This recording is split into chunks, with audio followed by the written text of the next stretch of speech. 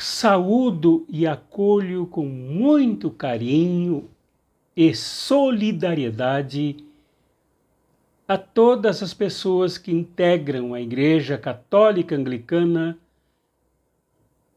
nas comunidades quilombolas, nas comunidades de trabalhadores e trabalhadoras das florestas, das águas, das matas, os trabalhadores e trabalhadoras urbanos, os intelectuais e as intelectuais,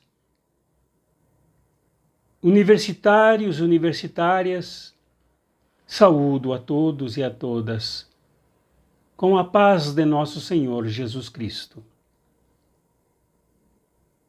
Mas saúdo também a todas as pessoas no território nacional que demonstram interesse em integrar esta caminhada conosco, sendo igreja conosco,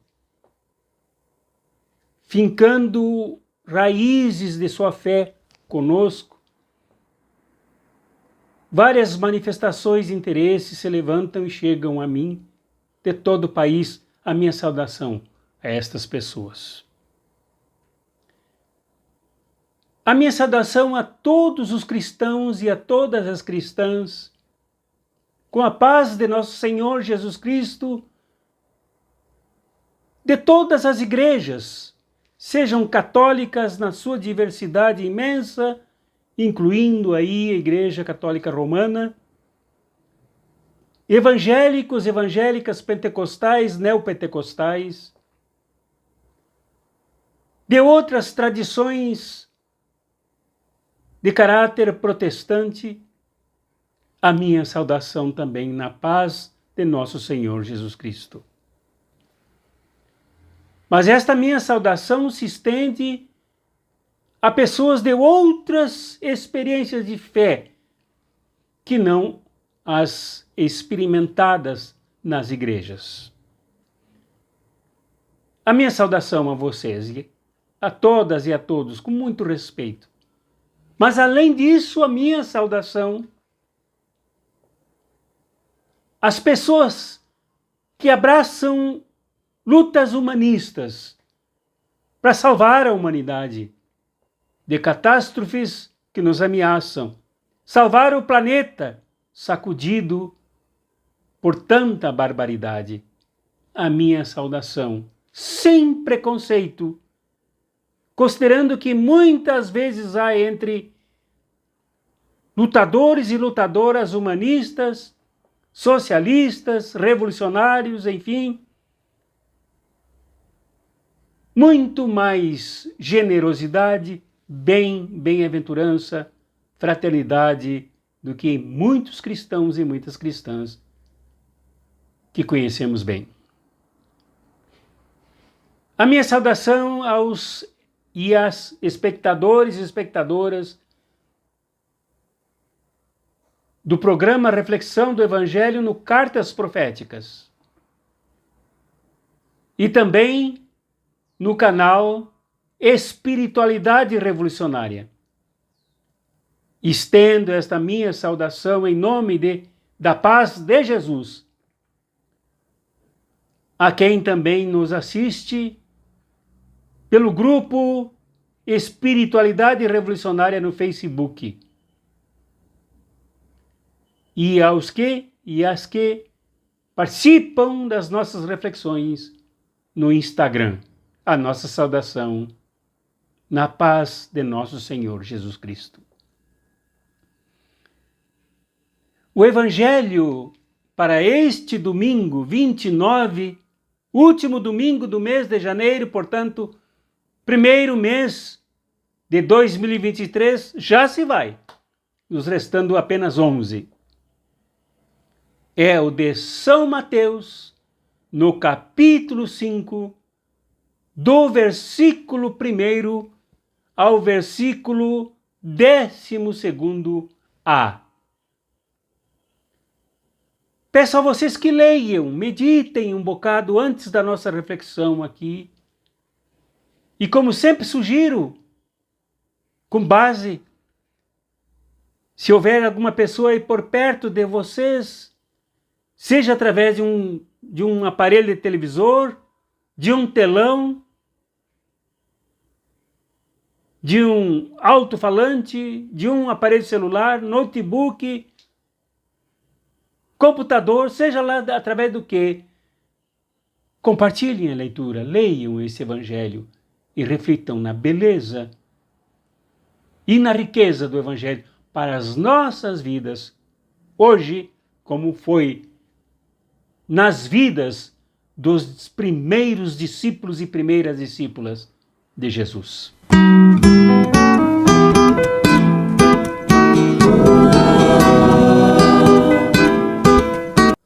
Pois quem de vocês nos acompanhou na reflexão do Evangelho do domingo passado, ou que ainda assistirá o vídeo que está aqui, no domingo passado, nos viu acompanhar Jesus do outro lado do Jordão e do outro lado do lago da Galileia, a percorrer os povoados, muitos, mais de 10, mais do que Decápolis, 10 cidades. E diz o Evangelho de Mateus, ao falar do seu trabalho lá naquele lugar, que Jesus curava a todos os enfermos. Vimos na reflexão do domingo passado que Jesus atravessou não só fisicamente o Rio Jordão e o Lago da Galileia, mas atravessou as muralhas de um mundo violento que prendeu João Batista e que depois, mais tarde, o decapitou. Mundo sangrento. O mundo onde a representação do Estado tirano era mais forte. Mas vimos também no domingo passado que Jesus, ao percorrer suadamente os caminhos da Galileia pagã, da Galileia gentílica, ele também encontrou manifestações deste mundo violento, dominado pelo Império Romano, com algumas representações em forma de sinagogas do judaísmo conservador de Jerusalém. Lá Jesus cheirava aos ferimentos do povo, às doenças do povo. Depois de convidar os seus discípulos para serem pescadores de homens, para serem mais humanos ainda, Jesus, suado, cheirando a dores e a feridas de um povo sofrido, agora Mateus o registra como se pudesse fotografá-lo, fazer uma selfie com ele. Descreve que Jesus sobe a montanha, olha para as multidões. Quando seus discípulos se aproximam dele e ele começa a ensiná-los. O que ele fez nas sinagogas ensinando, agora ele faz deixando uma lição riquíssima aqui no Evangelho, na montanha, aos seus discípulos. E há que se destacar que ao ensinar os seus discípulos e discípulas, Jesus mostrava que é preciso preparação, é preciso qualificação, é preciso fundamentação, é preciso orientação profunda para ser discípulo e discípula de Jesus. Não basta bater no peito, coçar o coração e dizer Jesus está no meu coração e ponto final. Isto não é suficiente. Para ser discípulo e discípula de Jesus, é preciso abraçar o ensino dele. Pois ele é mestre, ele é rabino, ele ensina. Jesus, ao fundamentar os seus discípulos com os olhos voltados para a multidão, ensinou o que historicamente se chama o Sermão da Montanha, as bem-aventuranças. Mostrando aqui que bem-aventurança é exatamente o conteúdo de partida e de chegada da fé cristã. Pois o que é bem-aventurança? O que é sermos bem-aventurados? É sermos abençoados.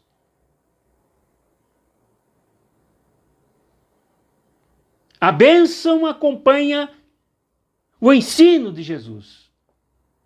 Mas não acontece de qualquer jeito. Bem-aventurados. E há um elenco de bem-aventuranças aqui. Alguns que dizem que são 10, para mais ou menos corresponder os 10 mandamentos do Monte Sinai de Moisés, visto que Mateus e a sua comunidade eram procedentes do judaísmo e queriam ver em Jesus alguma coisa de Moisés.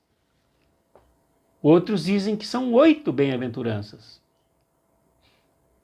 Mas elas estão aqui. Vocês leram aqui quando deram a pause. Pois bem, as bem-aventuranças, as bênçãos que Jesus compartilha, ensinando os seus discípulos e discípulas, de olhos grudados na multidão, suado no encontro com esta multidão, sentado sobre uma pedra na montanha, começa e se transversa pelos pobres.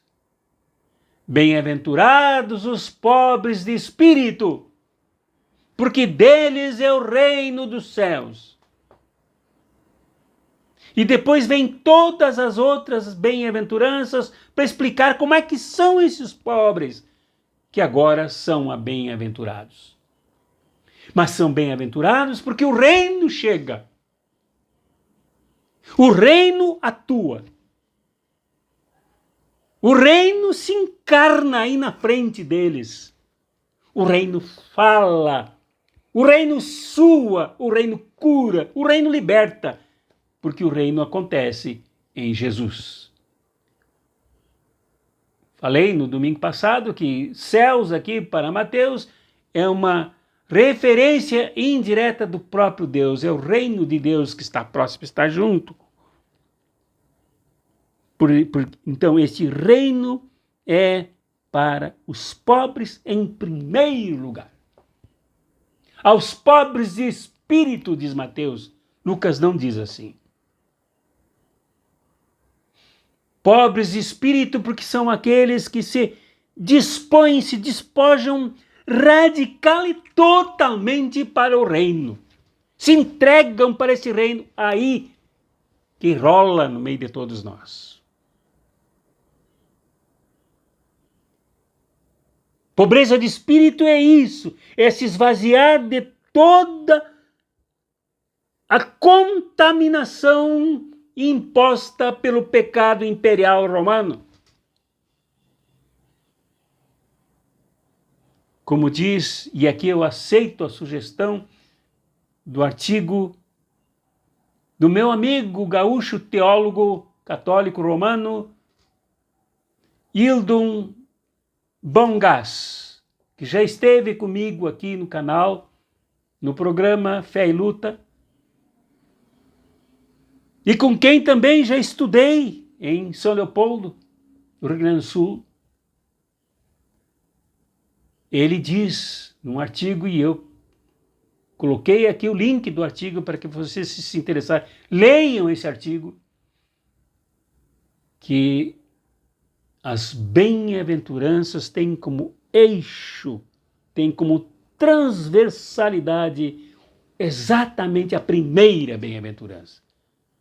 Bem-aventurados os pobres de espírito, que não se deixam congestionar, intoxicar por toda esta onda pesada e tirana que aí domina os pensamentos, as palavras, as ações nas relações das pessoas umas com as outras. As pessoas pobres de espírito são pobres de espírito porque se libertaram de tudo isso. Enquanto outras que não são pobres de espírito, que não se acham pobres de espírito, só se contentam com, por exemplo, hoje, com essas programações de TV que enchem o dia inteiro, com boletins policial degradando ainda mais as pessoas, chamando todo mundo de bandido, de criminoso, enchendo as pessoas de medo, de receio e de preconceito. Esses programas de auditórios que só têm superficialidade e venda de quinquilharias de um mercado que não prioriza as necessidades dos pobres.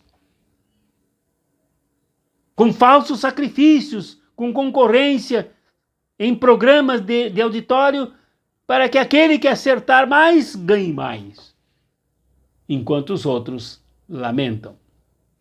Com transmissões de partidas de futebol, que é muito mais violência, venda de produtos caros do mercado esportivo, do que vida, do que esporte, do que alegria. Os pobres de espírito totalmente entregues ao reino de Deus que aí está em Jesus, são mansos, por isso herdarão a terra. Os pobres de espírito são limpos de coração, por isso vêm a Deus. Como diz aqui a bem-aventurança. Os pobres de espírito têm fome e sede de Jesus, fome e sede de justiça. Por isso são bem-aventurados. E o reino também é deles. Os pobres de espírito são aqueles injuriados, caluniados por causa da justiça. E não sei como é que tem gente que não entende que ser seguidor e seguidora de Jesus é lutar pela justiça, ainda que isso custe perseguições, injúrias, calúnias e maus tratos. Não buscamos prazer e achando que há prazer nas calúnias, nas injúrias, mas temos prazer em buscar a justiça. Os pobres são aqueles que são perseguidos por seguirem a Jesus. E Mateus foi publicado lá pelo ano 75, 85, em plena perseguição, que vinha de todos os lados contra a sua comunidade, contra os cristãos e as cristãs, que pronunciavam o nome de Jesus. Bastava falar em Jesus, porque eram detonados, presos e mortos. Hoje, seguir Jesus muitas vezes significa a causa dos pobres, a causa dos injustiçados, a causa dos deteriorados, a causa dos degradados nos seus direitos. Seguir Jesus também é isso. Mas só somos bem-aventurados se abraçamos a justiça e dela temos fome e sede e abraçamos a causa de Jesus. Isto é ser pobre de espírito. Os pobres de espírito são misericordiosos, isto é, voltam os seus corações para o lado dos que estão na miséria. Misericórdia é isso. Do latim e do grego. Miséria, misericórdia, cardia. É coração, sentimento, compaixão, decisão, consciência, tudo voltado para os que estão na miséria. Essas são as bem-aventuranças, meu irmão e minha irmã. Isto é ser abençoado. Ser abençoado não é usar a fé para enriquecer. Ser abençoado não é acreditar na cantilena da prosperidade. Ser abençoado não é se achar melhor por crer em Jesus do que o outro, por pertencer a esta igreja ou pertencer àquela. Ser abençoado é seguirmos exatamente esta agenda, este programa de vida que rola da montanha, onde Jesus suado explica como acabarão as doenças, a pobreza, a miséria e o abandono dos mais esquecidos que ele conheceu muito bem na Galiléia. Que tu e eu sejamos bem-aventurados, meu irmão, minha irmã. Que tu e eu nos sintamos engajados no projeto do Sermão do Monte. Que tu e eu olhemos para este Cristo sentado aqui nesta pedra, dizendo bem-aventurados. Que tu e eu não tenhamos medo dos que falam mal, dos que caluniam, dos que injuriam, dos que na hora de maior necessidade abandonam. Mas que tu te sintas bem-aventurado, bem-aventurada. Que tu abraces este Cristo que diz isso como ninguém disse. E não só disse, fez.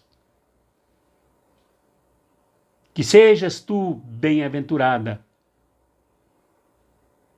te descontraindo completamente de toda essa toxicidade que está no ar e está dentro de nós. Toxicidade capitalista, toxicidade neoliberal, toxicidade fascista. E para todos os lados para onde nos viramos, nós a enxergamos destroçando as vidas humanas. O maior exemplo que sangra a nossa nação nesse momento no Brasil são os nossos irmãos, nossas irmãs Yanomamis. Maior exemplo de pobreza que precisa da nossa bem-aventurança, mas não como negócio. Não entendermos mal o último versículo que diz que seremos recompensados. A nossa única recompensa é exatamente o reino que está junto de nós. É Ele que nos bendiz, é Ele que nos abençoa, é por Ele que ouvimos que somos bem-aventurados, bem-aventuradas. E que isso te fortaleça, meu irmão, minha irmã. Que isso te anime a ser um discípulo e uma discípula deste grandioso e maravilhoso Jesus, sentado, suado, cheio de compaixão, ali, a partir daquela pedra, olhando para a multidão e ensinando os seus discípulos e discípulas. Em nome do Pai, e do Filho, e do Espírito Santo. Amém.